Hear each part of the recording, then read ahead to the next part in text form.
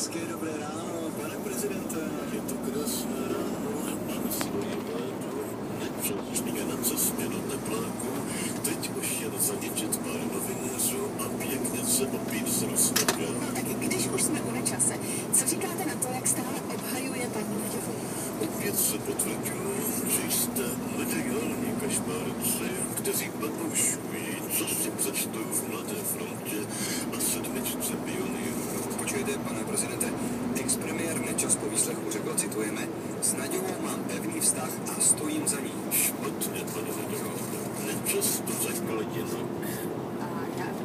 S Naďovou máme pevný vztah a stojíme za ní. Jo.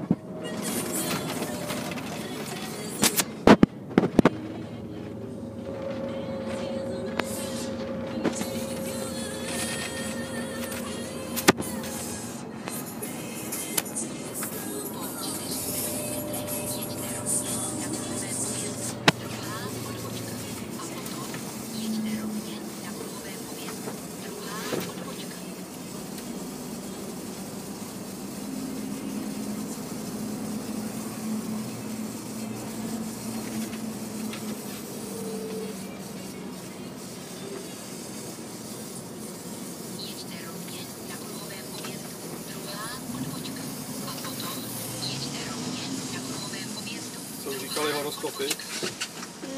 Už dávno, to v tom autě, když jsme to Co vyplnuli. tam máme? No právě, že já to neslyšel. To nevnímal. Ne, jako vnímal, ale oni to vůbec neříkali, že jo. Až když jsme odešli, tak to možná začalo. No, to ještě bude říkat. Jo? 8:30, několikrát to řeknou, 4krát. Tam prostě...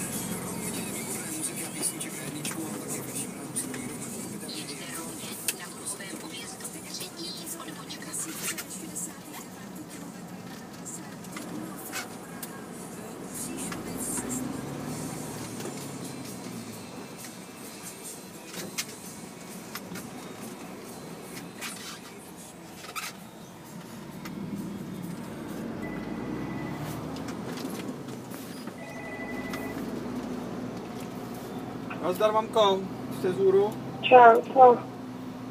Hele, tak budu mít brambory. Jo.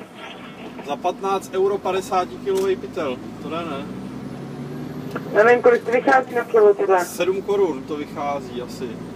Jsem to tak jako z hlavy spočítal. A tak v našem taky. No já jsem vzal 50, vyzkoušíme jaký jsou a pak si když tak vememe, ono je to 15 km z Gmyndu, tak když tak pro ně pak můžu ještě zajet. Jako. Jo. Aha. No, takže tak, co Matýsek? Jo, dobrý. Jo. Nebudil se pak, usnul v pohodě? Dobrý. Jo. Co ty, mamko?